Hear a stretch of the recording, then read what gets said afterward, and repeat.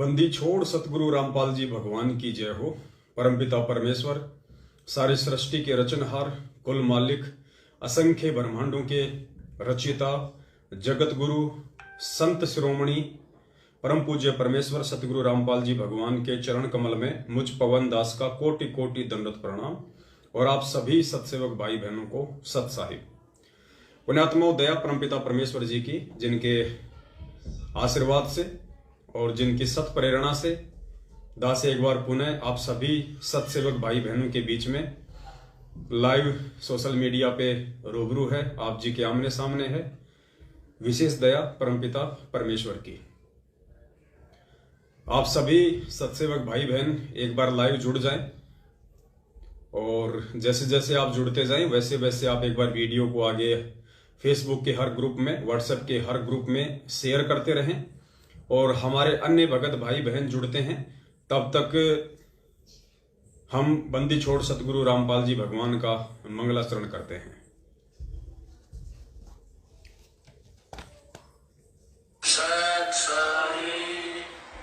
बंदी छोड़ कबीर साहिब की जय। बंदी छोड़ गरीबदास जी महाराज की जय। स्वामी रामदेवानंद जी महाराज की जय। बंदी छोड़ सतगुरु रामपाल जी महाराज की जय। सर्व संतों की जय, सर्व भक्तों की जय, धर्मी पुरुषों की जय, श्री काशी धाम की जय, श्री चुड़ानी धाम की जय, श्री करोठा धाम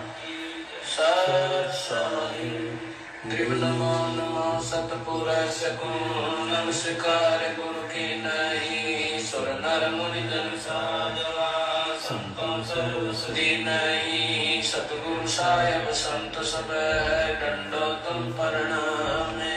आगे पीछे मत हुए तिनको कुर्बान।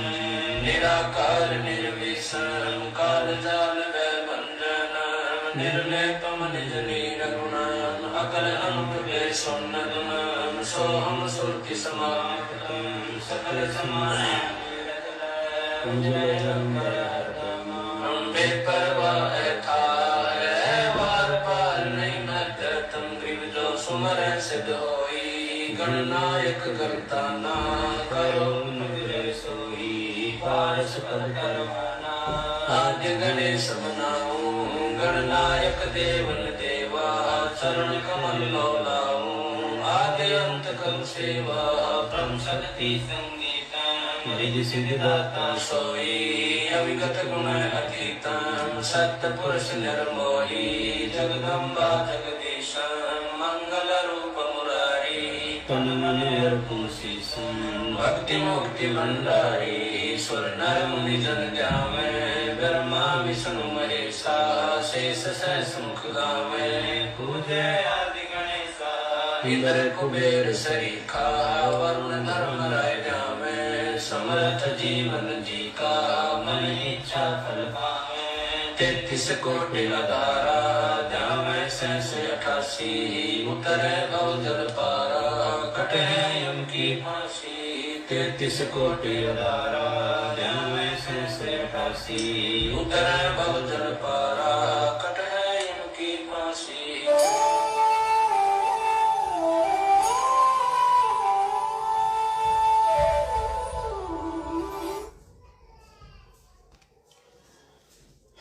बंदी छोड़ सतगुरु रामपाल जी भगवान की जय हो। सत्साई भाई और बहनों, जो भी भाई बहन अभी जुड़े हैं, जुड़ते ही सबसे पहले यदि आपने वीडियो को शेयर नहीं किया है तो आप जी एक बार शेयर कर दें और दूसरी बार जब वीडियो लाइव एंड हो उसके बाद भी आप जी एक बार जरूर वीडियो को शेयर किया करें।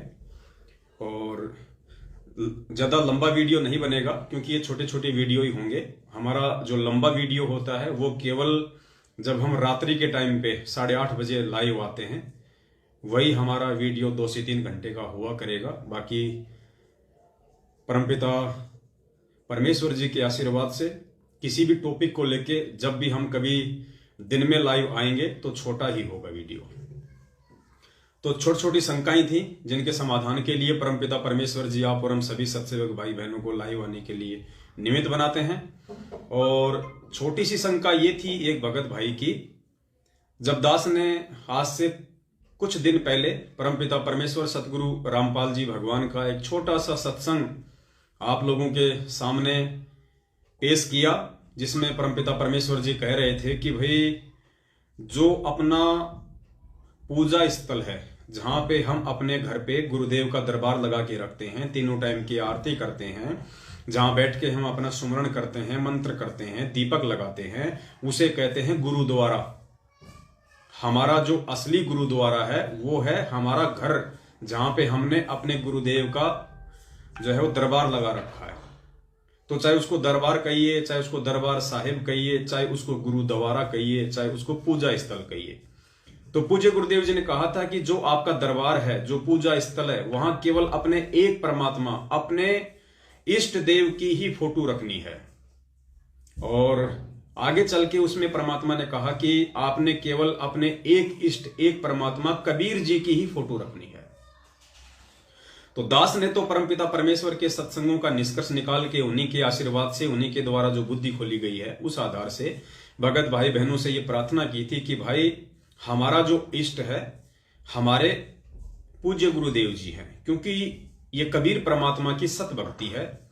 और कबीर परमेश्वर की सत भक्ति में गुरु भी वे स्वयं होते हैं और इष्ट भी वे स्वयं ही होते हैं, क्योंकि खुद वे कबीर परमेश्वर ही यहां आके सतगुरु की या एक सच्चे गुरु की भूमिका निभाते हैं।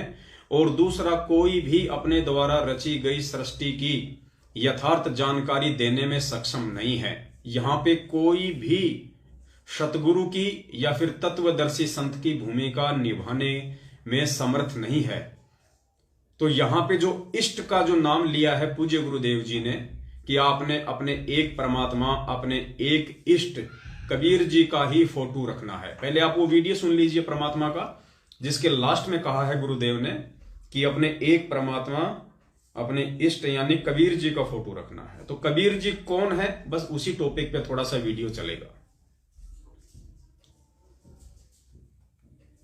रही बात फोटो रखने की, जैसे आप एक पति भर्ता स्त्री होती है, वो अपने पर्स में केवल अपने पति का ही फोटो रख सकती है, दूसरे का नहीं। बाकी अनादरणीय नहीं है, अन्य भी है, सबको प्रणाम करें। अगर कहीं फोटो लगे हैं तो दूसरी बात, हो फोटो दूसरी बात है, लेकिन जहां पूजा स्थल हो वहां पर आप अपने मालिक के अतिरिक्त अगर किसी का फोटो रखते हो तो आपके हृदय में पतिव्रता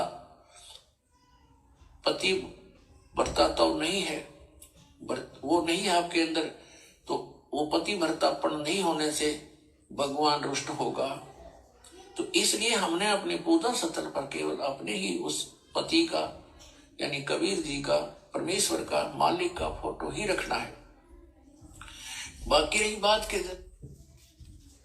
तो बहुत सारे भगत भाई बहनों को यह शंका हो गई, जिनको अभी ज्ञान इतना समझ नहीं पाए, वो परमपिता परमेश्वर जी का सत्संग वो सुन नहीं पाए, तो उनको थोड़ी शंका हो गई कि भाई पवनदास आप तो कह रहे हो कि सब कुछ छोड़ छाड़ के केवल अपने परमपिता परमेश्वर सतगुरु रामपाल जी भगवान का फोटो रखना है, और अपने गुरु जी कह रहे हैं कि भाई जो है कबीर जी का फोटो रखना है। तो ये तो दुविधा वाली बात हो गई। अब बताइए भाई पवनदास, हम आपकी बात माने या फिर हम गुरुदेव की बात माने? पुण्यात्माओं, यहां पे पवनदास की बात मानने या ना मानने का तो कोई सवाल ही खड़ा नहीं होता है। पवनदास की क्या औकात है जो आपसे अपनी बात मनवाएगा और आप मानोगे? बात तो हमने पूज्य गुरुदेव जी की ही माननी है, लेकिन ज्ञान आधार से। गुरुदेव के इन सत्संगों का निष्कर्ष निकाल के, इन सत्संगों का सार निकाल के बात हमने पूज्य गुरुदेव भगवान की ही रखनी है। पुण्यात्माओं, बात वही है, एक कुत्ता था, वो कुत्ता दौड़े चले जा रहा था, दौड़े चले जा रहा था। और वो दौड़ क्यों रहा था? क्योंकि उसने एक खरगोश को झाड़ियों से निकल के और उसके आगे दौड़ता हुआ देख लिया। तो कुत्ता उस खरगोश के पीछे दौड़ लिया। अब खरगोश तो बहुत तेज दौड़ता है, कुत्ता धीरे दौड़ता है, तो खरगोश काफी आगे चला गया और कुत्ता थोड़ा पीछे रह गया, और कुत्ता उसके पीछे दौड़े जा रहा, दौड़े जा रहा। अब कुत्ता दौड़ रहा था। थोड़ी देर बाद में कुछ कुत्ते और थे, 10-15, जो वहां पे मस्ती कर रहे थे, रेत में लौट रहे थे। उन्होंने भी उस कुत्ते को दौड़ता हुआ देखा तो वो भी उस कुत्ते के पीछे दौड़ लिए। अच्छी खासी रेलगाड़ी सी चल पड़ी। अब जो सबसे आगे जो कुत्ता था वो आगे जाके, और एक झाड़ी थी, बहुत सारे पेड़ थे छोटे छोटे, वो वहां जाके चारों तरफ चक्कर काटने लग गया, क्योंकि उस कुत्ते ने देख लिया कि वो खरगोश इन्हीं झाड़ियों में छुपा है। उसकी नजर उस खरगोश के ऊपर थी और उसने भागते हुए खरगोश को उन झाड़ियों के अंदर घुसते हुए देख लिया। तो वो कुत्ता थोड़ी देर तो चक्कर काटता रहा, फिर वहीं बैठ गया नजर टिका के। बाकी जो कुत्ते थे जो देखा देखी में उसके पीछे भग रहे थे, जिन्होंने ना तो खरगोश को देखा था, ना उनको किसी बात का कोई मालूम था कि ये कुत्ता क्यों भग रहा है, बस उस भगते हुए कुत्ते को देख लिया और उसके पीछे दौड़ लगा दी। अब वो जो कुत्ता था पहले वाला, वो वहां पे आंखें टिका के बिल्कुल बैठ गया, और बाकी जो कुत्ते थे जो देखा देखी में दौड़ रहे थे, जिनको वास्तविकता का नहीं पता था, जिन्होंने खरगोश को भागते हुए नहीं देखा, वो खाली उस कुत्ते को देख के दौड़ रहे थे। तो थोड़ी देर तो बाकी कुत्ते भी वहीं पे उसके साथ में बैठे रहे, और 5-10 मिनट बाद उन्होंने देखा ये तो ऐसे फालतू में बैठा है, हमें भी धूप मारेगा यहाँ पे। तो बाकी कुत्ते धीरे धीरे करके वहां से निकल लिए और अपने यथा स्थान पे वापस आके लौटने लग गए। लेकिन वो जो एक कुत्ता था, वो कुत्ता वहां से हटा नहीं, वो वहीं बैठा रहा। अब कारण आप समझ गए होंगे पुण्यात्माओं, क्योंकि ये जो मार्ग है कबीर परमेश्वर का, ये उन कुत्तों की तरह देखा देखी का मार्ग नहीं है।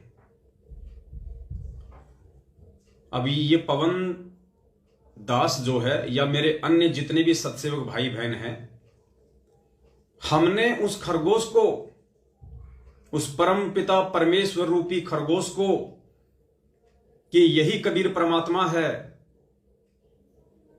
यही सारी सृष्टि का रचनहार है, और ये परमात्मा कभी मां के गर्भ से नहीं आता, और ये परमात्मा स्वयं ही सतगुरु का चोला धारण करके आता है, स्वयं ये परमात्मा प्रकट होता है, और यही वास्तव में तीनों लोकों में प्रवेश करके सबका भरण पोषण करता है। तो हम सत्सेवक रूपी कुत्तों ने अपने उस खरगोश रूपी सतगुरु को पहचान लिया, जान लिया, इसलिए हम पीछे नहीं हट रहे और ना हम पीछे हट सकते, क्योंकि हमने ज्ञान वाली आंखों से, जो सतगुरुदेव जी ने हमें दी है तत्व ज्ञान रूपी दिव्य दृष्टि, उस दिव्य दृष्टि से हम सभी सत्सेवक भाई बहनों ने उस परम पिता परमेश्वर अविनाशी सतगुरु रामपाल जी भगवान के दर्शन कर लिए हैं कि ये भगवान है, ये अंतर्यामी है, ये सारी सृष्टि का रचनहार है, और अगर इसका पल्लू छोड़ दिया किसी भी कारण से तो 84 लाख योनियों में जाने से कोई नहीं रोक पाएगा। इसलिए हम लोग अपने एक ही स्टैंड पे टिके हुए हैं। हमने गुरुदेव का प्रकट दिवस मनाना है तो मनाना है, क्योंकि हमने हृदय से उनको परम पिता परमेश्वर के रूप में स्वीकार कर लिया। इसलिए हमारे ही अन्य जो भाई हैं सतलोक आश्रम मैनेजमेंट हरियाणा वाले, हम उनकी गालियां भी खाएंगे, हम उनके धमकी भी सहेंगे, हम उनकी मार पिटाई भी खाएंगे, लेकिन हम अपने पूज्य गुरुदेव जी का पीछा नहीं छोड़ेंगे। हम उन्हें परमपिता परमेश्वर मानने से पीछे नहीं हट सकते। क्यों? क्योंकि हमने उस कुत्ते की तरह झाड़ी में, उन पेड़ पौधों में खरगोश को छुपते हुए देख लिया है। तो वो कबीर परमात्मा जो आज सतगुरु रामपाल जी भगवान के चोले में छुपा हुआ है, उसको हमने उन तत्व ज्ञान रूपी आंखों से देख लिया है, तो हम पीछे नहीं हट सकते। और कुछ भाई बहन ऐसे हैं जो हमारे विचारों से थोड़े समय के लिए प्रभावित हो जाते हैं। उन्हें लगता है कि पवन दास तो बिल्कुल ठीक कह रहा है, भाई ये तो सही कह रहा है, ये कहां से बेचारा गुरुद्रोही हो गया, ना इसने कभी गुरुजी को गाली दी, ना कोई निंदा करी, ना कोई चुगली करी, सारी बातें गुरुदेव के सत्संग दिखा दिखा के हमें बताता है। भाई ये बिल्कुल सही है पवन दास, इसको गुरुद्रोही कहने वाले खुद मूर्ख हैं। 5-10 दिन उस भाई पे ऐसा रंग चढ़ जाता है, और 6वें दिन जब उसके नाम का पीला पर्चा निकल जाता है, या उसके कोऑर्डिनेटर का उसके पास में फोन आ जाता है, तो फिर वो भाई जो आंधी की तरह आया था वो उन बाकी कुत्तों की तरह तूफान की तरह वापस भग जाता है। और अरे रे, इसको तो गुरुजी ने गुरुद्रोही कह दिया, अरे रे रे रे, ये तो गुरुद्रोही है, इसको तो गुरुद्रोही कह दिया गुरुजी ने। पुण्यात्माओं, उन भाई बहनों की जो स्थिति है वो उन बाकी कुत्तों के जैसी है। मैं उन भाई बहनों को कुत्ता नहीं कह रहा, क्योंकि हमने खुद भी अपने आप को कुत्ते की संज्ञा दी है। हम सब उस परमपिता परमेश्वर के हम कुत्ते ही हैं, लेकिन हम उन कुत्तों की श्रेणी में नहीं हैं जो दूसरों को देखा देखी हम उनका पीछा करते हैं। हम अगर पीछा कर रहे हैं तो अपने गुरु भगवान का कर रहे हैं, अपने गुरु भगवान को देख के उनका पीछा कर रहे हैं। और हमें दिलो दिमाग से, हमें हृदय से विश्वास हो चुका है कि धरती पे परमात्मा है और इन्हीं पेड़ पौधों में छुपा हुआ है, इन्हीं संत रामपाल जी भगवान के चोले में छुपा हुआ है, क्योंकि हमने आंखों से देख लिया। इसलिए हम उस कुत्ते की तरह वहीं नजर टिका के बैठ गए। लेकिन जो अन्य जो कुत्ते थे, जो हम सत्सेवकों को देख के, हमारे भक्ति भाव को देख के, हमारे लगन और समर्पण को देख के कुछ समय के लिए वो प्रभावित हो जाते हैं कि यार ये बहुत अच्छे हैं, यार ये साथ संगति के कार्यक्रम बहुत अच्छे हैं, यार बिल्कुल नियम में चलते हैं, मर्यादाओं में चलते हैं, गुरुजी का बहुत सम्मान करते हैं, ना कोई गंदी राजनीति करते, ना कोई आरक्षणबाजी करते, ना कोई उल्टे सीधे काम करते, ना किसी से कोई ज्योति पाठ और दान का पैसा लेते भाई, और इन पे तो गुरुदेव बहुत प्रसन्न है। इन सब बातों से प्रभावित होके बेचारे वो भी देखा देखे में हम सत्सेवक रूपी कुत्तों के पीछे दौड़ लगा देते हैं। लेकिन पुण्यात्मा वो टिक नहीं पाते, इसलिए नहीं टिक पाते क्योंकि उन्होंने ज्ञान आधार से दौड़ नहीं लगाई। उन्होंने अपने परमपिता परमेश्वर सतगुरु रामपाल जी भगवान को पूर्ण परमात्मा मान के हम सत्सेवकों की संगति नहीं की। केवल देखा देखी में, हमारे विचार सुन के, हमारे वीडियो देख के, हमारा व्यवहार देख के, हमारा स्वभाव देख के ही उन्होंने हमारी संगति की। पुण्यात्माओं, यदि आप मात्र हमारे को देख के हमारी संगति करोगे तो आप कभी भी सक्सेस नहीं आ पाओगे। जैसे उन 8-10 कुत्तों ने खाली उस कुत्ते को देख के दौड़ लगाई तो वो सब फेल हो गए। इसी प्रकार यदि आप संगत वाले, हम सत्सेवकों को देख के हमसे जुड़ोगे, आप कभी सफल नहीं हो पाओगे। आपने उस खरगोश को देख के दौड़ लगानी पड़ेगी, तब आपके हृदय में यह बात समाएगी कि वास्तव में खरगोश इसी झाड़ी में छुपा हुआ है। वो पूर्ण परमात्मा कबीर साहब इन्हीं संत रामपाल जी भगवान के चोले में प्रकट है। तब आप टिक पाओगे, तब आप साध संगतियों से जुड़ पाओगे, तब आप यथार्थ रूप में एक सही सत्सेवक बन पाओगे। तो इसलिए पुण्यात्माओं, वो जो भाई हैं जो 2-4 दिन के लिए आंधी की तरह आते हैं और तूफान की तरह वापस दौड़ लगाते हैं, क्योंकि या तो उनके नाम का पीला पर्चा आ जाता है या फिर उन्हें मालूम पड़ता है अरे ये तो पवन दास, इसको तो गुरुजी ने गुरुद्रोही कह दिया, ये तो ये फलाना दिखना, तो वो लोग नहीं समझ पाएंगे। तो पुण्यात्माओं, कहने का मतलब है यहां पूज्य गुरुदेव जी जो बात कह रहे हैं कि आपने अपने पूजा स्थल पे, आपने अपने घर में, अपने दरबार पे केवल एक परमात्मा की फोटो रखनी है, केवल अपने एक इष्ट देव की फोटो रखनी है, और लास्ट में गुरुदेव नाम बताते हैं कबीर परमात्मा।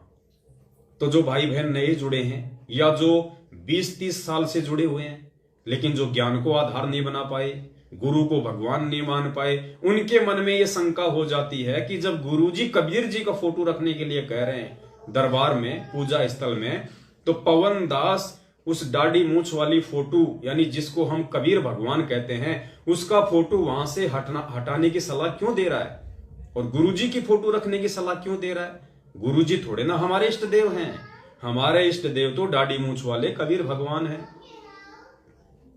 पुण्यात्माओं, यही हम लोग फेल हो जाते हैं।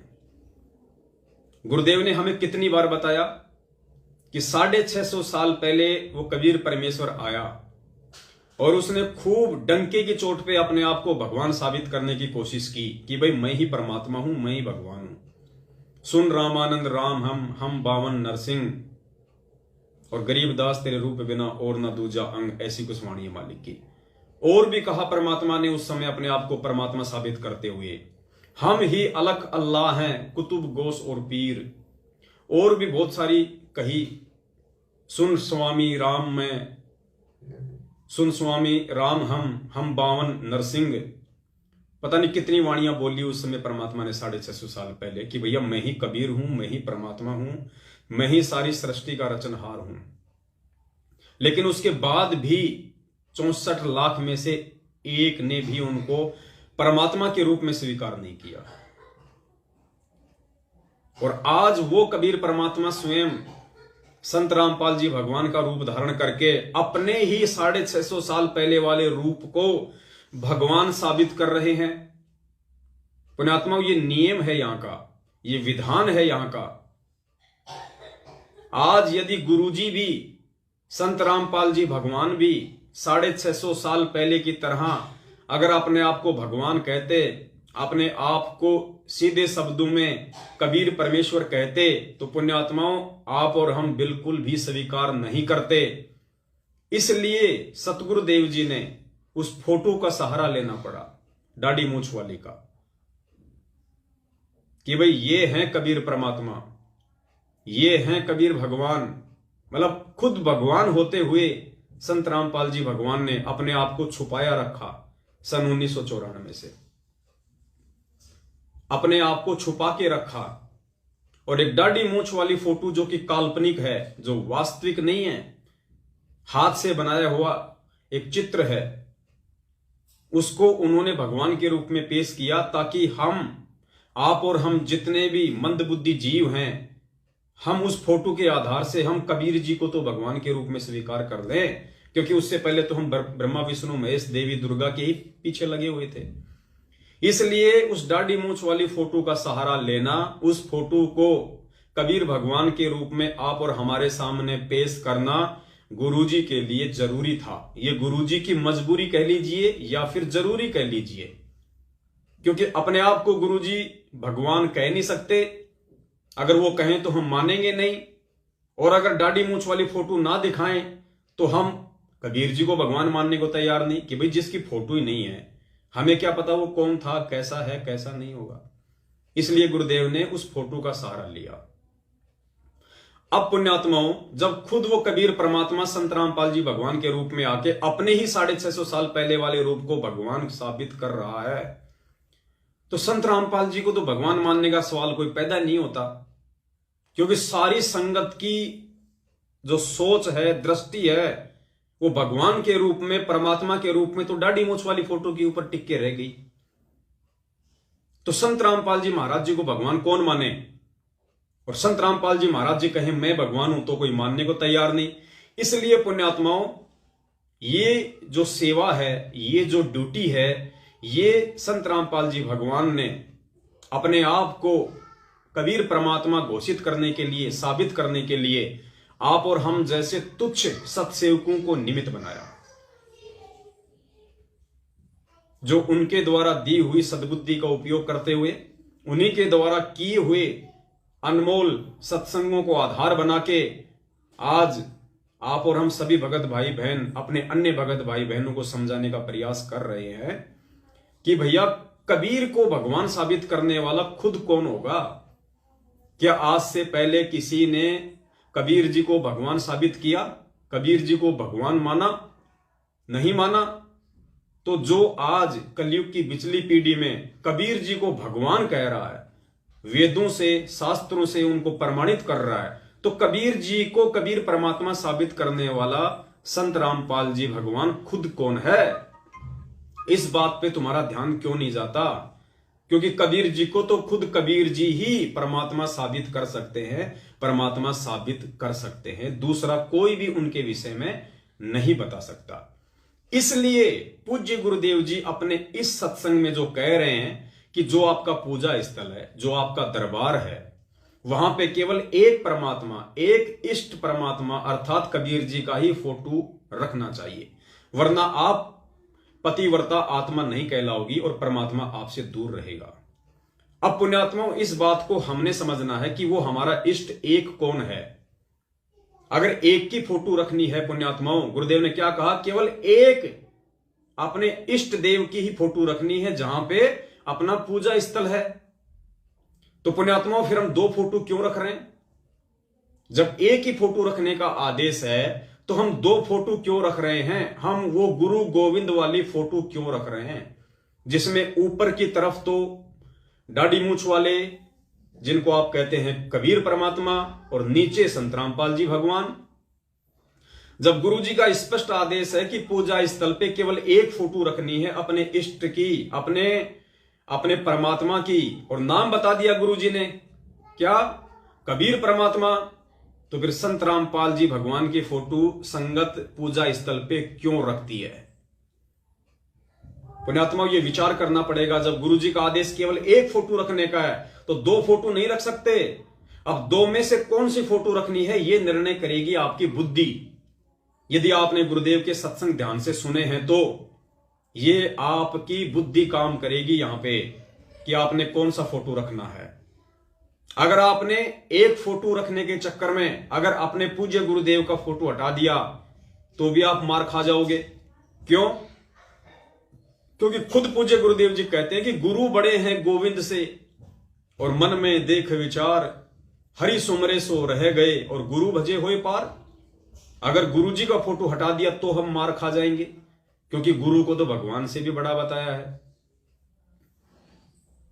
और अगर हमने दाढ़ी मूंछ वाली फोटो को हटा दिया तो भी आपके मन में शंका पैदा हो जाएगी बिना ज्ञान के कि गुरु जी तो खुद कह रहे हैं कि भैया पूजा स्थल पे केवल कबीर परमात्मा की फोटो रखनी है, और अगर हमने कबीर परमात्मा की फोटो हटा दी तो हम तो अपने गुरुदेव की आज्ञा का उल्लंघन कर रहे हैं, तो भी हम मार खा जाएंगे।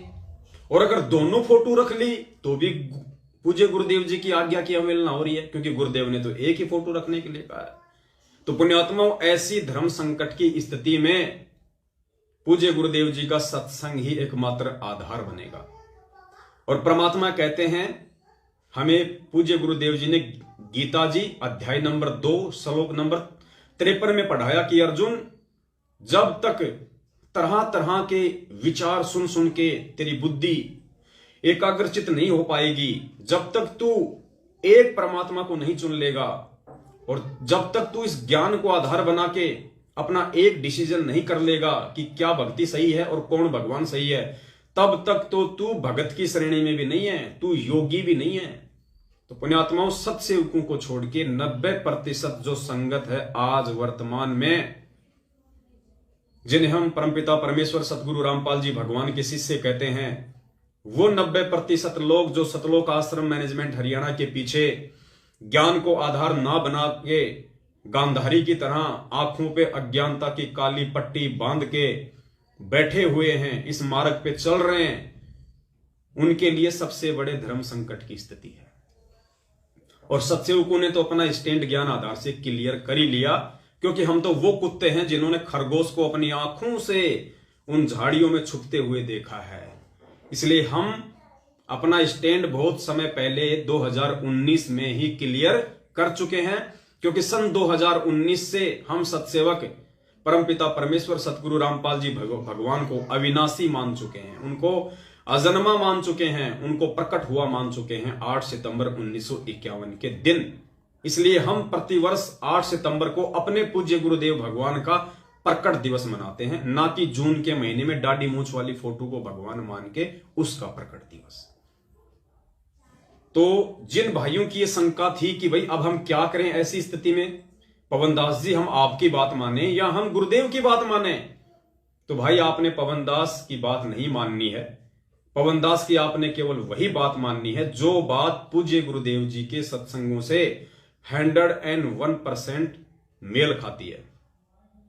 तो आपकी सबसे बड़ी शंका यही है कि हम अपने पूजा स्थल पे गुरु जी का फोटो रखें या फिर कबीर जी का फोटो रखें या फिर दोनों का फोटो रखें, क्योंकि दोनों का तो आप रख ही नहीं सकते, गुरुदेव ने एक फोटो रखने के लिए कहा है।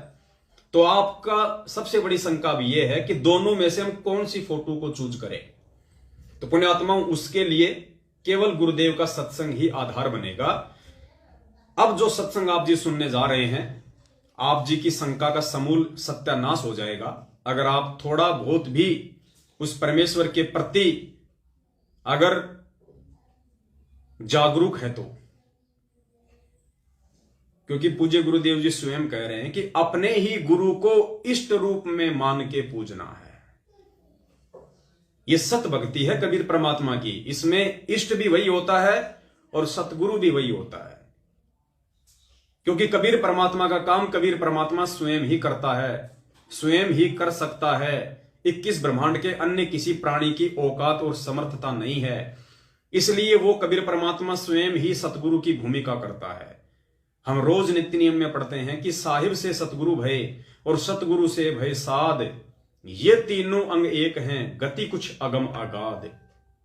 फिर दूसरी वाणी है, साहिब से सतगुरु भय, सतगुरु से भय संत, और धर धर वेख विशाल अंग, वो खेल है आदि और अंत। सारे रोल सारी भूमिका भगत की, सतगुरु की, परमात्मा की स्वयं कबीर परमेश्वर ही करता है इस सत भक्ति मार्ग में।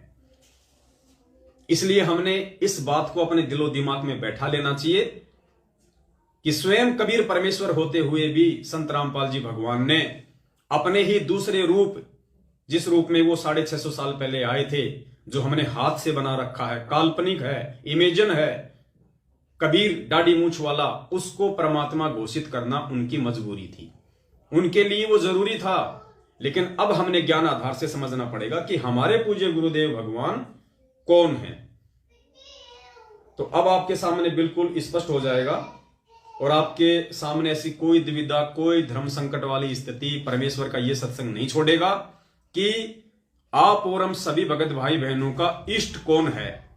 जिस इष्ट की फोटो रखने के लिए गुरुजी हमें कह रहे हैं, हमें आदेश दे रहे हैं कि पूजा स्थल पे हमने केवल एक परमात्मा का फोटो रखना है, अपने इष्ट देव का फोटो रखना है। किसका? कबीर परमात्मा का। तो भाई वो कबीर परमात्मा स्वयं सतगुरु रामपाल जी भगवान है और गुरु ही इस भक्ति मार्ग में इष्ट होता है। खुद गुरुदेव अपने सत्संग में कह रहे हैं, ध्यान से सुन लेना, इससे बड़ा सबूत पूरी सृष्टि में आपको कहीं नहीं मिलेगा। 1 मिनट का सत्संग है, बीच में खुद गुरु जी कह रहे हैं कि अपने ही गुरु को इष्ट रूप में पूजना है। क्लियर? फिर कौन हुआ हमारा इष्ट? जब गुरुजी खुद कह रहे कि अपने ही गुरु को इष्ट रूप में पूजना है। गुरुजी ने ये तो नहीं कहा कि दाढ़ी मूंछ वाली फोटो को इष्ट रूप में पूजना है। क्लियर? तो घर में किसकी फोटो रखनी है? केवल परमपिता परमेश्वर बंदी छोड़ सतगुरु रामपाल जी भगवान की। एक पति को छोड़कर आन में आस्था रखने वाली पत्नी को व्यभिचारिणी कहती है। तो अपने ही पति से हर इच्छा पूरी हो, उसी को पति भर्ता कहते। तो हम जब पति भर्ता पद पर आ जाएंगे तो परमात्मा कहते हैं, पति भर्ता जमी पर जो जो धर है पावे, समर्थ झाड़ू देते है ना काटा लग जावे। ऐसा भक्त जब अपने एक इष्ट पूर्ण परमात्मा पर अपने ही गुरु को इष्ट रूप में मानकर जब अपने जीवन रूपी सफर में, क्या कह रहे हैं गुरुदेव? अपने ही गुरु को इष्ट रूप में मानकर। दोबारा सुन लो एक बार। ऐसा भक्त जब अपने एक इष्ट पूर्ण परमात्मा पर अपने ही गुरु को इष्ट रूप में मानकर जब अपने जीवन रूपी सफर में प्रस्थान करता है रास्ते पर, तो परमात्मा उस जीवन रूपी सफर के पाप कर्म रूपी कांटों को बुहारना शुरू कर देता है, उसके दुखों को खत्म करना शुरू कर देता है, झाड़ू देता चलता है कि मेरी प्यारी आत्मा के कांटा ना लग जाए। तो भाई और बहनों, समझदार को संकेत ही काफी होता है, ज्यादा समझाने की आवश्यकता नहीं पड़नी चाहिए। बाकी तो फिर जानवर है जिसको लट्ठों से समझाया जाता है। समझदार वही होता है जो ठोकर खा के समझ जाए, और उससे भी ज्यादा समझदार वो होता है जो दूसरे की ठोकर से समझ जाए और अपना अंगूठा फुड़वाने से बच जाए। अब ये आपके ऊपर निर्भर करता है, आप अपना अंगूठा फुड़वा के संत रामपाल जी भगवान को भगवान मानोगे, या हम जैसे सत्सेवक जो अंगूठा फुड़वा के आज आप चिल्ला रहे हैं आपके सामने कि गुरुदेव ही भगवान है। आप रोज संध्या आरती करते हो, मेरे गुरुदेव भगवान, दियो काट काल की फांसी, मेरे गुरुदेव भगवान। अरे जब तुम रोज संध्या आरती में अपने गुरु को भगवान कह रहे हो, तो फिर भगवान को भगवान मानने में तुम्हें शर्म क्यों आ रही है? फिर 2 भगवान दुनिया में कौन आ गए? फिर अपने दरबार में, अपने पूजा स्थल पे और किस भगवान की फोटो रखोगे जब खुद आप अपने गुरु को भगवान कह रहे हो, मेरे गुरुदेव भगवान? तो फिर भगवान कौन हुआ? इष्ट कौन हुआ? फिर भी नहीं समझे तो गुरुजी ने सत्संग में स्पष्ट समझा दिया कि अपने ही गुरु को भगवान मान के उसकी पूजा करनी है। तो क्लियर हो गया कि अपने पूजा स्थल पे, अपने घर में आपने जो दरबार लगा रखा है बंदी छोड़ का, उस दरबार में ही नहीं, ये पवन दास तो ये कहेगा कि पूरे घर में दाढ़ी मूंछ वाली फोटो को भूल जाओ, उसके ऊपर क्रॉस मार दो। ऐसे तो पता नहीं भगवान के करोड़ों रूप हैं, करोड़ों, कितने रूप में परमात्मा आता है जाता है, आता है जाता है। किन किन को पूजोगे? वक्त गुरु से बेड़ा पार होगा सत भक्ति में। और कबीर की सत भक्ति में वक्त गुरु स्वयं कबीर परमात्मा ही बन के आता है। बाकी गुरुदेव ने स्पष्ट कर ही दिया। तो पुण्यात्माओं, निवेदन है, देखा देखी में उन कुत्तों की तरह हम सत्सेवक रूपी कुत्तों के पीछे मत दौड़ लगाओ, वरना थक हार के थोड़े दिन में वापस बैठ जाओगे। अगर खरगोश रूपी सतगुरु को पहचान लोगे, उनके सत्संगों को पहचान लोगे, और उसके बाद यदि आप हम लोगों को देख के भी दौड़ लगाओगे, तो भी आपको एक विश्वास हो जाएगा कि खरगोश इसी झाड़ी में है, कबीर परमात्मा इसी संत रामपाल जी भगवान के चोले में है। फिर आप वापस पैर नहीं हटा सकते। एक छोटी सी शंका थी भगत भाई की, तो परमेश्वर ने दास को सत प्रेरणा की कि बेटा, शंका एक की होती है और समाधान हजारों का, लाखों का हो जाता है। सोशल मीडिया मैंने तेरे को यह प्लेटफॉर्म दे ही रखा है, लाखों तक तू अपनी बात पहुंचा सकता है। तो पुण्यात्मा, हम तो सतगुरु आशीर्वाद का और सतगुरु ने हमें जो टेक्नोलॉजी दी है, इसका हम तो भरपूर फायदा उठा रहे हैं। और जैसा कि आप सभी को पता है, कल 23 अक्टूबर है और कल भारत देश में 2 जगह सात संगति के कार्यक्रम है। एड्रेस ऊपर दिया हुआ है। सबसे पहली सात संगति है उत्तराखंड में, जहां पे उत्तराखंड की राजधानी है देहरादून। देहरादून से जब हम ऋषिकेश की तरफ चलेंगे, तो देहरादून और ऋषिकेश के बीच में एक जगह है रानी पोखरी। रानी पोखरी, जहां पे देहरादून का जोली ग्रांट एयरपोर्ट है, वहीं पे रानी पोखरी गांव है। रानी पोखरी गांव में एक सैनिक बस्ती है। सैनिक बस्ती में एक परमात्मा का बच्चा रहता है, नाम है प्रदीप दास उर्फ प्रदीप राणा। आर्मी से रिटायरमेंट है, उसके नाम का पीला पर्चा निकल चुका है। और जिसके नाम का पीला पर्चा निकल गया, समझो उसको परमात्मा ने सतलोक के लिए साइन कर दिया, उसको परमेश्वर ने अपॉइंटमेंट कर दिया सतलोक के लिए। कलयुग की पिछली पीढ़ी में जिसका गुरुद्रोही के नाम से पीला पर्चा निकल गया। लेकिन ध्यान रखना, पीले पर्चे कुछ ऐसे लोगों के भी निकल रहे हैं जो वास्तव में गुरु को भगवान नहीं मानते। तो आपने ऐसे लोगों से बच के रहना है। और रानी पोखरी में जाके कल शाम के 7:30 बजे वहां पे बंदी छोड़ सतगुरु रामपाल जी भगवान को भोग लगेगा। 42 मिनट की आरती के साथ में सात संगति होगी, सत्संग होगा, और यज्ञ से बचा हुआ भोजन खाने से हमारे जन्म जन्मांतरों के पाप कर्मों का नाश होगा। तो उत्तराखंड और आसपास के जितने भी भगत भाई बहन हैं, वहां जाने का प्रयास करें। ऊपर मैसेज में भगत प्रदीप दास जी के नंबर हैं, पूरा एड्रेस है। दूसरी सात संगति है गुजरात में।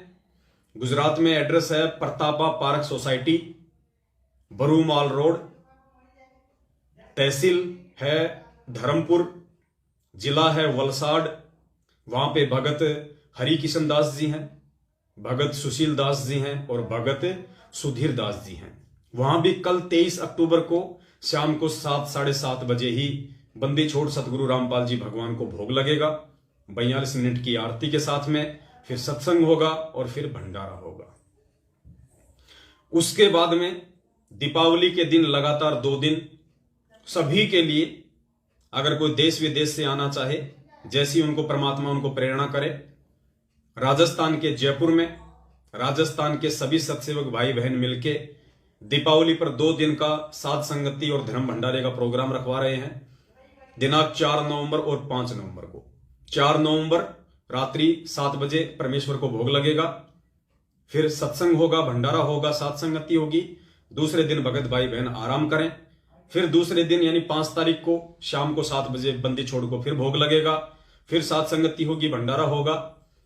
और जो दूर दराज से आने वाले भगत भाई बहन हैं, वो चाहें तो वो 3 तारीख को भी आ सकते हैं। रहने खाने की बंदी छोड़ के दया से सारी व्यवस्था रहेगी। कहीं कोई दिक्कत नहीं है। आराम से हम भगत भाई बहन मिलेंगे, हरी चर्चा करेंगे, एक दूसरे के विचारों से परिचित होंगे। आगे हमने किस प्रकार से परमपिता परमेश्वर सतगुरु रामपाल जी भगवान के सत भक्ति मार्ग और मिशन को आगे बढ़ाना है। और तब तक जो भक्ति बोध पुस्तक है वो भी छप के आ जाएगी। वैसे तो आ चुकी है परमपिता परमेश्वर जी के आशीर्वाद से।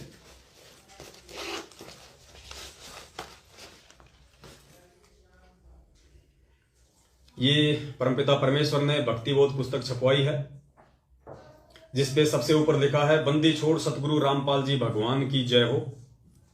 पवित्र भक्ति बोध पुस्तक है, बाकी सेम वही है।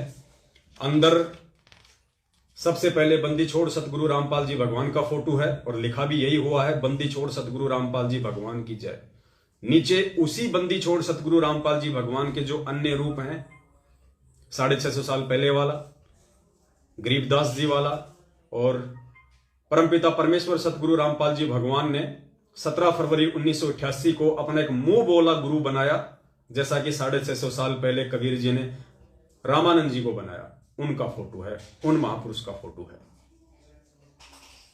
और उसके बाद में तीनों समय की आरती है, सारा सब कुछ वही है, भोग की आरती है। और सबसे लास्ट में परमात्मा ने एक चीज और इसमें ऐड करवा दी, वो ऐड करवाई है नियम।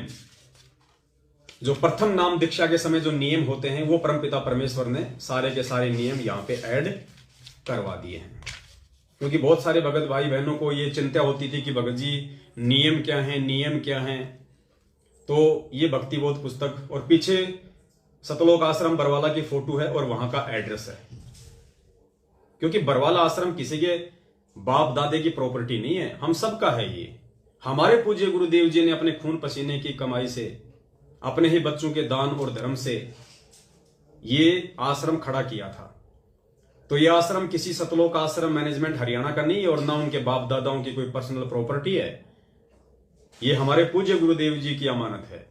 इसलिए सतलोक आश्रम बरवाला का फोटो और नाम और एड्रेस। तो भक्ति बोध पुस्तक छप के आ गई है। 12 रुपए इसकी कॉस्ट पड़ी है। भगत भाई बहनों को मात्र 10 रुपए में दी जाएगी। साथ में जो पैम्पलेट हैं परमपिता परमेश्वर के आशीर्वाद से वो भी छप के आ जाएंगे। तो आप जी सेवा के लिए पैम्पलेट भी लेके जाएं, भक्ति बोध भी लेके जाएं अपने लिए, और मेमोरी कार्ड भी लेके जाएं। और दास निवेदन करेगा पुण्यात्माओं, जो नंबर दिए हुए हैं नीचे एड्रेस में, ऊपर जो मैसेज है उसमें जो नंबर दिए गए हैं, उन नंबरों पे आप जी फोन करके, यदि आपको सेवा के लिए ज्यादा चाहिए पैम्पलेट, मान लीजिए कोई भाई अपने साथ में जब साथ संगति में आएगा, मान लीजिए किसी को 5000 पैम्पलेट चाहिए, किसी को 10,000 पैम्पलेट चाहिए, तो पुण्यात्माओं 1 रुपया 40 पैसे का वो पैम्पलेट हमें पड़ा है। तो उस हिसाब से आप जी जितने पैम्पलेट चाहें उतने आप जी लेके जो है जा सकते हैं सेवा के लिए। क्योंकि यदि आप पैम्पलेट लोगे और जो उसकी कॉस्ट है एक्चुअल, यदि आप वो पैसा हमें दे दोगे, तो पुण्यात्माओं आगे से आगे और सेवा चलती रहेगी। हम पैम्पलेट छपवाते रहेंगे, वरना आपको अच्छे से पता है हम भी हैंड टू माउथ हैं। बड़ी मुश्किल से रोजी रोटी का अपना खर्चा चलता है। कई बार तो मकान किराए भी भगत भाई बहनों से लेके भरना पड़ता है। तो ये हम सबका सहयोग है, हम सबकी सेवा है। तो जिस भाई को जितने चाहिए उतना वो पहले ही नोट करवा दे, ताकि यदि अगर क्वांटिटी अगर थोड़ी है तो हम समय रहते दीपावली से पहले पहले और छपवा लेंगे। फिलहाल हमने ये 50,000 छपवाए, 2000 भक्ति बोध छपवाई है। तो आप जियों को जितने पैम्पलेट चाहिए और जितनी भक्ति बोध चाहिए, उस हिसाब से आप जी जो नंबर दिए गए हैं जयपुर वाले समागम के, उन पे आप जी फोन करके अपनी एंट्री करवा दें, अपना नाम, अपना मोबाइल नंबर, और आपको कितने पैम्पलेट चाहिए, कितनी आपको जो है ये भक्ति बोध चाहिए। तो उसी हिसाब से हम लोग मंगवा के रेडी रखेंगे। और दूसरी बात, दास बार बार कहता है, दास एक बार फिर से अपने भाई बहनों से, माताओं से, बच्चों से ये निवेदन करना चाहेगा कि पुण्यात्माओं परमपिता परमेश्वर ने 8.5 अरब की जनसंख्या में से अपने 20 लाख भक्तों को चुना। 20 लाख में से परमात्मा ने अपने चंद हीरे मोती लाल सत्सेवकों को चुना। और पुण्यात्माओं अब इस परमपिता परमेश्वर के सत भक्ति मार्ग में, उनके मिशन में किसी भी प्रकार का डिफॉल्टर हमें नहीं होना है। ये जो मार्ग सत्सेवकों के माध्यम से परमात्मा ने प्रारंभ करवाया है, बहुत ही निर्मल मार्ग है। शुद्ध मार्ग है, ये पवित्र मार्ग है।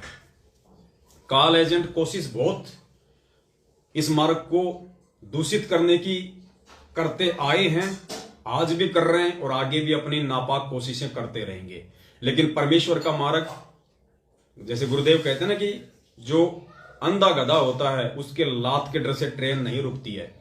तो अब तो ये मार्ग दिन ब दिन आगे बढ़ेगा, चाहे आप कितने ही गुरुद्रोही बनाओ, कितना ही हमको ऊंचा नीचा कहो, किसी को कोई फर्क नहीं पड़ने वाला है। क्योंकि सारी संगत जान चुकी है, इनके लेटर फर्जी, इनके ऑडियो फर्जी, इनके पीले पर्चे फ्री, और खुद सतलोक आश्रम मैनेजमेंट हरियाणा फर्जी, खुद गुरुदेव का कलयुगी परिवार महाफर्जी।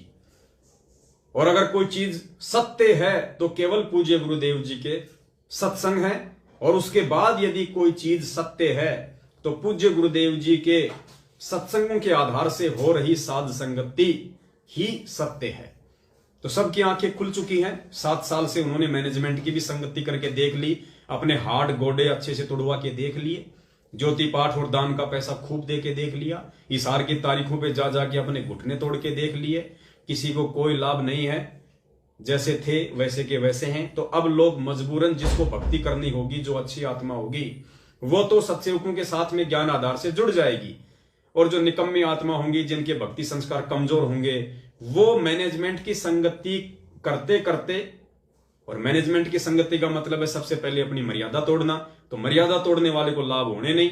जब तक बैटरी थी तब तक ठीक था, बैटरी डिस्चार्ज हो गई, आगे भक्ति बन नहीं रही, पहले की सारी तुमने खा ली, थोड़ी बहुत थी मैनेजमेंट ने जाट आरक्षण में, राजनीति में, रक्तदान में, देदान में, आनंदपाल की सीबीआई जांच में तुम्हारी बर्बाद करवा दी। तो अब वो खाली खोके रह गए। अब वो उन खाली खोकों में अगर थोड़ी बहुत भी सद्बुद्धि होगी, तब तो वो अपने जाने अनजाने की तमाम गलतियों की समायाचना करके बंदी छोड़ सतगुरु रामपाल जी भगवान से सत्सेवकों के साथ जुड़ के वापस अपना मटका भक्ति से भरना शुरू कर देंगे। और जो बिल्कुल ही बेबुद्धि हैं, वो अपने गुरुदेव में दोष निकाल देंगे, गलती खुद की, और दोष निकालेंगे गुरुदेव में कि यार इतनी भक्ति कर रहे हैं, इतने पाठ करवा दी, इतनी ज्योति करवा दी, इतनी बार तारीखों पे चला गया है, कोऑर्डिनेटर की भी बराबर में चापलूसी कर रहा हूं 7 साल से, फिर भी कोई फर्क नहीं पड़ रहा मेरे ऊपर। तो वो अपने गुरुदेव में दोष निकाल के स्वयं की गलती के चलते इस मार्ग को छोड़ के या तो दूसरे पंथों में धक्के खाएंगे, या फिर वापस अपना उन्हीं भक्तियों में लग जाएंगे। तो तमाम मेरी जो माता बहनें हैं, दास उनसे हाथ जोड़ के फिर विनती करेगा, पुण्यात्माओं, यदि आपको सतनाम मिल चुका है, भाई और बहन, माता, बुजुर्ग, यदि आपको सतनाम मिल चुका है, दास इसलिए कह रहा है क्योंकि सतनाम तक इतना ज्ञान नहीं हो पाता है, इसलिए उन भाई बहनों को मैं ज्यादा फोर्स नहीं करूंगा, लेकिन विनती मैं उनसे भी करूंगा जिनको अभी तक सतनाम नहीं मिला है, या जो संकल्प नाम दीक्षा लेके भक्ति कर रहे हैं। मेरी विनती उनसे भी रहेगी, क्योंकि अब हमने परमेश्वर को समझने में ज्यादा देरी नहीं करनी चाहिए। गुरुदेव कहते हैं ना, साहिब ने भेद दिया सब खोला अपनी सतलोक राजधानी का। जब सारा भेद परमात्मा ने खोल दिया तो हमने समय नहीं लेना चाहिए वो आगे समझने में। लेकिन जिनको सतनाम मिल चुका है, उन माता बहनों से मेरा निवेदन है, आप साध संगति के जिस भी प्रोग्राम में जहां भी जाएं, पुण्यात्माओं, पाखंड रहित होके जाएं, आडंबर रहित होके जाएं, मान बढ़ाई और दिखावे से दूर होके जाएं। आपके शरीर के किसी भी अंग पे किसी भी प्रकार का सोने चांदी का या नकली आभूषण नहीं होना चाहिए। यदि आप साध संगति की तरफ अपना पैर रख रही हैं तो आपके जो वस्त्र हैं बहुत ही शोभनीय होने चाहिए, बहुत ही सभ्य होने चाहिए, ढीले ढाले होने चाहिए। आपके वस्त्र चटकीले, मटकीले और भड़काऊ नहीं होने चाहिए। कोई भी टाइट वस्त्र ऊपर या नीचे आप जिन्हें नहीं पहना होना चाहिए। बहुत ही सादगी के साथ, बहुत ही विनम्रता के साथ में। अपने बच्चों के वस्त्र भी बहुत सीधे सादे तरीके वाले आप जिन्हें सिलवा लेने चाहिए। छोटे छोटे बच्चे जो टाइटी पहन लेते हैं, जींस पहन लेते हैं, पुण्यात्माओं, अब नहीं चलेगा इस मार्ग में। आज यदि आप उनको नहीं टोकोगे तो कल फिर जब वो अपनी व्यवस्था में आ जाएंगे, फिर वो आपकी बात नहीं मानेंगे। तो बच्चों पे यदि भक्ति का रंग चढ़ाना तो बचपन से चढ़ाओ। और बच्चे अपने माँ बाप को देख के ज्यादा सीखते हैं, ज्यादा चलते हैं। बच्चे समझाने से कम और देखने से ज्यादा समझते हैं। तो आप एक भगत बन के रहोगे अपने घर में और साध संगतियों में और समाज में, तो आपके बच्चे ऑटोमेटिक आपको देख के 90% तो वैसे ही भगत बन जाएंगे। तो चाहे जयपुर की साध संगति हो या चाहे देश विदेश में कहीं भी साध संगति हो सत्सेवकों की, उस साध संगति में जो भी माता बहन भाई आए, वो किसी भी प्रकार का अपने किसी भी अंग पे कोई भी आभूषण सोने चांदी का या आर्टिफिशियल ज्वेलरी नकली आभूषण भी नहीं होने चाहिए। शोभनीय वस्त्र हों, ढीले ढाले वस्त्र हों, जैसा कि दास बार बार जिक्र करता है, बहुत ही सादगीपूर्ण तरीके से, वरना हम परमपिता परमेश्वर के दोषी हो जाएंगे।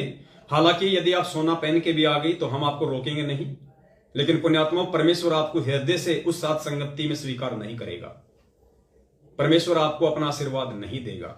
और जब परमेश्वर ही आपको पसंद नहीं कर रहा, परमेश्वर आपको अपना आशीर्वाद नहीं दे रहा, क्योंकि जब आप सोना पहनेंगे तो पुण्यात्माओं साथ में काल को भी आशीर्वाद जाता है, क्योंकि सोने में काल का प्रवेश है।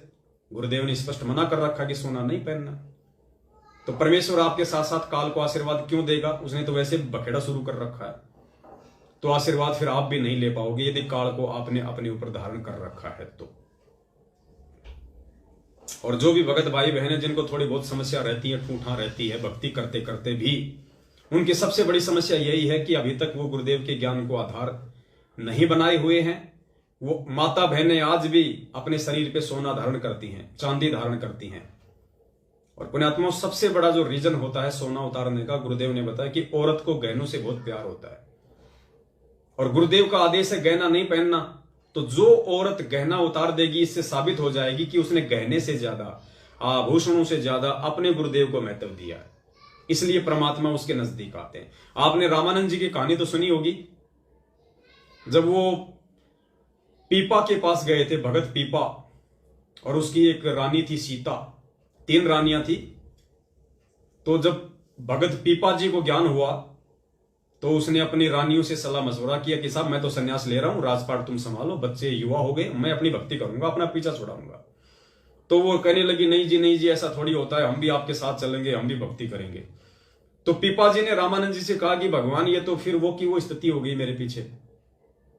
तो रामानंद जी ने कहा कि भाई ठीक है देखते हैं चल के। तो रामानंद जी साथ में गए और उनसे कहा कि देखो बेटी, अगर हमारे साथ चलना है तो भाई ये सोना जो है अपने शरीर से उतारना पड़ेगा। तुम हमारे साथ चलोगी, रास्ते में कोई गुंडा मिल गया, कोई गुंडा मिल गया, कोई ऊतपना मिल गया, तुम्हारे साथ साथ हमें भी कूटेगा पीटेगा, तुम्हारी को भी ले जाएगा, तुम्हारे गहने भी ले जाएगा। तो इस अगर हमारे साथ चलना है, भक्ति करनी है, तो ये सोना उतार दो। तो गुरुदेव ने बताया उनमें से 2 रानियां थी, उन्होंने कहा कि नहीं जी सोना नहीं उतरता हमारे से। तो यो अच्छा बाबा है, सोना उतरवाने वाला। और फिर परमात्मा ने बताया, गुरुदेव ने, कि उनमें एक थी सीता, उसने तुरंत अपने सारे गहने उतार दिए, लो जी बोलो।